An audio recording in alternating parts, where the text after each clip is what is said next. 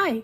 There are so many different options of god weapons that you can craft that it can be really intimidating to figure out which ones you should invest on first. In this video, I will cover all of the tier 1 god weapons and give you tips on which ones you should focus on crafting first for your guild. If you liked the video, don't forget to like, comment, and subscribe to the channel. Okay, so let's start by taking a look at the tier 1 weapons.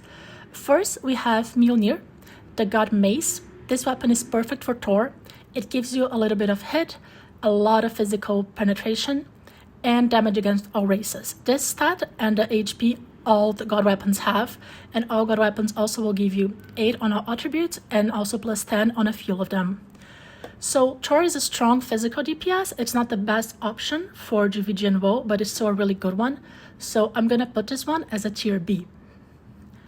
Next, we have the God Staff, which is God's Gaze. This weapon gives you a lot of int, a lot of magical attack, and a lot of AoE skill damage. This weapon is an absolute beast on GVG, and it has been pretty much since the game was released. There's always been a magical DPS that is meta on GVG, on WOE and WOC. So this is a fantastic weapon to invest on. I'll put it on a tier S. Again, looking at the tier 1, we have the Healing Staff, which is the Golden Bowl. It gives you a little bit of healing. It doesn't give you that many useful stats for support. It does give you a lot of wit and intelligence, but it's not life-changing on tier 1. However, it's nice for DPSes. It gives you some ignore magic defense, the magic attack, and a lot of damage against all races. So if you have this weapon on tier 1, I would advise putting it on a magical class that can make use of it. So because of that, I'm gonna put this on tier B. Next, we have the God Qatar, which is All in Peace. It gives you a lot of critical damage, as well as the damage against all races. It is the best weapon for SBX right now. The Qatar build hits a lot. It hits like a truck, and SBX is still very strong in GVG. So because of this, I'm gonna put this on S tier. Next, we have Turfing, which is the God Sword. It gives you hit, physical attack, as well as speedy eye, 12%. This is a really great weapon to put on a Kalitzberg. If you have a strong Kalitzberg in your guild, it will hit a lot while using this. I'm gonna put this on A tier. Next is Mistletoe, which is the God Dagger. It gives you 50 hit, 24% physical attack, and damage against all races. It is a very strong weapon. The Qatar build for SPX is currently stronger, but if your SPXs have a strong dagger build, this one is also a good option. So I'm gonna put this on tier A. Next, we have the Eternal Spear, which is the God Spear. It gives you attack speed, physical damage, ignore physical defense, as well as the damage against all races. This one is mostly used on RM. You could also have it on a DA, but it won't make that much of a difference. RM has been buffed so many patches ago with the Dragon Breath build. It can be good. It's not the best option, but it can work. So I'm gonna put this on tier B. We also have the God Gloves, which is Destroyer. It gives you 20% physical penetration, 25% ignore physical defense, as well as damage against races. So this is for Shura or mostly the One Punch Man collab job. It's a solo target build, so this will be mostly used if you have an MVPer. For that reason, it's never going to be that fantastic for GVG. Single target classes don't shine as much as multi-target classes, so I'm going to put this on tier C.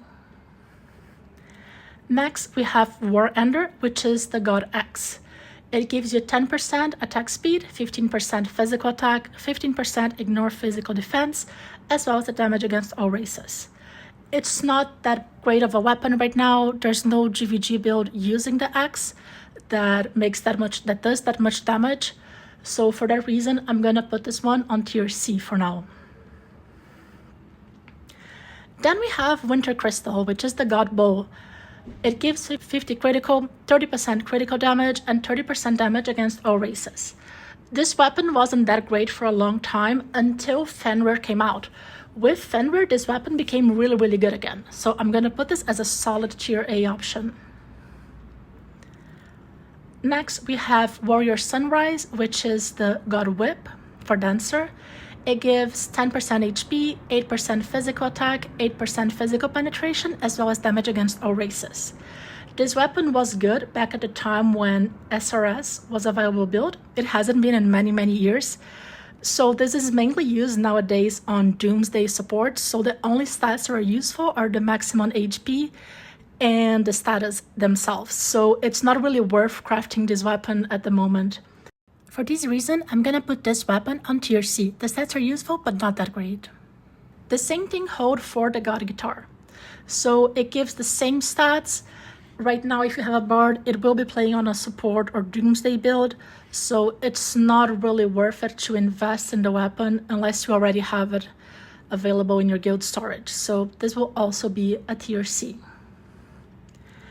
Now we have the God Book, which is the Omniscience Grimoire. With Jormungandr, this weapon became an absolute beast. It gives you AoE skill damage, it gives you physical damage, it gives you physical and magical attack, physical penetration, magical penetration, damage against the races.